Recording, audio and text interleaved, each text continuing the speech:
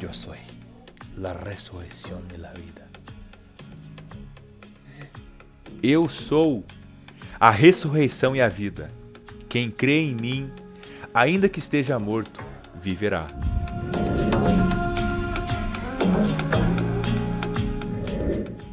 Como já foi falado em alguns outros vídeos, o livro de João, ele sempre enfatiza sobre a divindade de Jesus, sobre seu propósito. E nesse contexto não é diferente, pelo contrário. Jesus ele quer deixar bem claro a sua missão.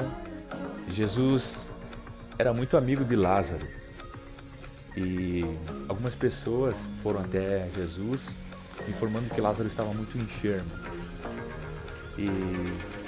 Mas Jesus sabia que essa enfermidade, o que aconteceria, seria para que Deus fosse glorificado, para que ele fosse reconhecido como Deus. E depois de algum tempo, Jesus, sabendo da morte de Lázaro, ele fala para os discípulos que ele se sentia alegre por não ter estado lá, porque através disso, através da morte de Lázaro, ele seria reconhecido como Deus e o nome dele seria glorificado. E somente Deus pode nos dar uma nova vida e garantir uma vida eterna. Por isso que ele disse: eu sou a ressurreição e a vida, né? Mesmo que esteja morto, você viverá se você crê em mim, falando com as minhas palavras. Diante dessa visão, diante desse acontecimento, Jesus vai lá, enfim, e faz um grande milagre, ressuscita Lázaro depois de estar morto 4 dias, já cheirava mal, e ele faz um grande milagre. Mas Jesus fez esse milagre não simplesmente para mostrar que ele poderia fazer milagres, né? Não simplesmente para mostrar o seu poder, a sua glória, né? Mas com o propósito de deixar bem claro que somente ele pode nos dar a vida eterna. Essa ressurreição de Lázaro foi simplesmente Cristo apontando para o seu sacrifício, aquilo que ele faria na cruz, morrendo em nosso lugar para nos ressuscitar com ele, para que um dia nós possamos estar eternamente com ele. Por isso que ele diz: mesmo que morra, viverá se você crê em mim. E esse é um lugar onde eu creio que todo mundo deseja, almeja estar. Lá em Apocalipse 21, no versículo 4, fala que não haverá mais lágrima nos olhos, não haverá mais choro, não haverá mais dor. E esse é o lugar onde nós queremos estar, na eternidade. Mas algo que nós precisamos entender, que somente aqueles que perderam suas vidas é que receberão a vida eterna. Jesus, antes de começar o seu ministério, antes de ele começar a falar sobre o reino de Deus, sobre o seu reino, ele pregou sobre o arrependimento. Arrependei-vos, porque é chegado o reino de Deus, lá em Mateus capítulo 4. E eu quero deixar bem claro para você que o arrependimento em si, ele não quer dizer que você precisa mudar para que Cristo te aceite. Você precisa deixar de fazer as coisas erradas, né? Que você precisa ser um pouquinho mais santo, um pouquinho mais certinho para que Ele te aceite.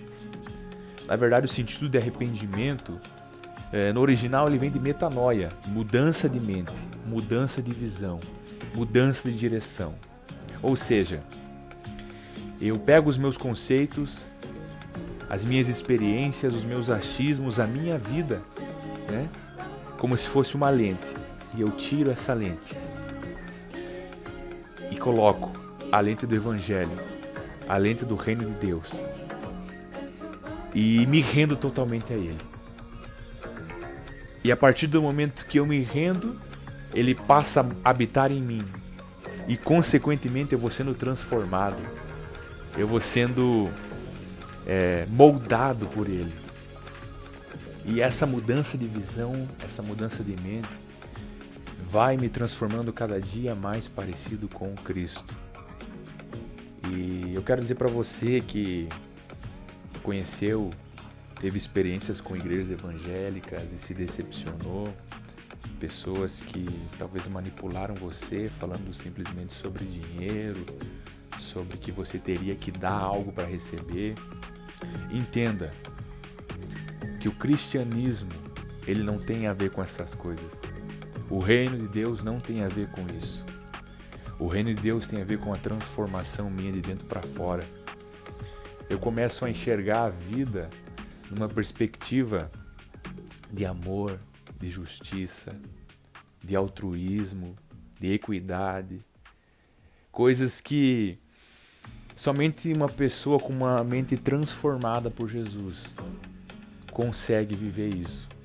Então, para você que já foi enganado, manipulado, eu quero deixar uma reflexão para você, na verdade um conselho. Busque conhecer a Jesus, mergulhe em Cristo e procure andar com pessoas que desejam e lutam e querem viver aquilo que Cristo viveu, que buscam ser parecidos com Ele. E para nós que nos nomeamos cristãos, uma reflexão que está em Filipenses, capítulo 3, versículo 18, é uma carta para a igreja de Filipos, e o apóstolo Paulo diz assim: como já vos adverti repetidas vezes, e agora repito com lágrima nos olhos, que há muitos que vivem como inimigos da cruz de Cristo. O fim dessas pessoas é a perdição. O Deus deles é o estômago, e o orgulho que eles ostentam fundamentam-se no que é vergonhoso. Eles se preocupam apenas com o que é terreno. É uma palavra dura, mas é para nós. O apóstolo Paulo está falando de pessoas que simplesmente almejam, desejam, querem conquistar coisas terrenas, sua prioridade. E talvez você vai pensar, tá, mas eu vou na igreja, né? Só que muitas vezes o que nós, vamos incluir nisso, porque a motivação de buscar a Deus é para satisfazer os nossos desejos. Eu me iludo achando que eu estou buscando a Deus, só que na verdade o que eu mais quero é satisfazer a minha vontade, é que os meus planos se cumpram, e por isso eu preciso de uma mãozinha de Deus. Porque eu quero conquistar isso, eu quero ter isso, eu quero prosperidade nisso, né? Porque a gente começa a usar um texto fora de contexto, eu quero comer o melhor dessa terra. Mas quando nós entendemos o reino de Deus, que não é comida e bebida, nós passamos a mudar a nossa visão. Nós começamos a caminhar nos lembrando que nós somos peregrinos, que nós temos uma morada eterna, e somente com a transformação da nossa visão, o reino em nós passamos a nos mover dessa forma. E aí nós entendemos o que está lá no Sermão da Montanha, quando Jesus diz lá em Mateus 6,19: não acumuleis tesouros nessa terra, onde a traça e a ferrugem corroem, mas que vocês possam adquirir, conquistar tesouros nos céus. Isso é o reino de Deus. Talvez você pense, tá, mas o reino de Deus tem a ver com milagres, né? É legal falar de milagres, curas, libertações, expulsar demônio. E aí Jesus vai lá para os discípulos na missão dos 70, lá em Lucas 10. Quando eles regressam da missão, eles muito felizes, nós expulsamos demônios, os demônios se submeteram a nós. E aí Jesus chega até eles: não fiquem felizes por causa disso. Se alegrem, porque o nome de vocês está escrito lá no céu. E lá em Colossenses vai falar, capítulo 3, vocês que foram ressuscitados com Cristo devem pensar nas coisas que são do alto, não nas coisas aqui da terra, sabe? E somente quem pensa nas coisas que são do alto consegue entender o que é contentamento, Lá em Timóteo capítulo 6, versículos 7 e 8 diz: vocês vieram para essa terra sem ter nada e vão sair dela sem levar nada. Estou falando com as minhas palavras. Tendo o que comer e o que vestir, estejam contentes com isso. Isso é entender o reino de Deus. E assim eu caminho. Eu prossigo para o alvo, como dizem Filipenses, entendendo que o prêmio da soberana vocação é um dia estar com Ele eternamente. Ele é a ressurreição e a vida. Entenda que Ele nos garante a vida eterna. Mas o mais incrível, maravilhoso, é que Ele é a nossa vida.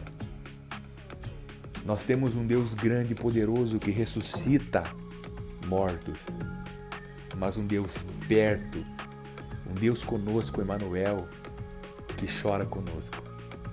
É incrível que nessa passagem, Jesus vendo Maria chorar, se compadeceu e começou a chorar junto com ela. Mesmo sabendo que Ele faria o milagre, porque Ele é Deus. Jesus é assim. Ele se compadece das nossas dores. Ele chora conosco. É um Deus grande e poderoso, mas um Deus perto e presente. E esse Jesus quer fazer parte da tua vida.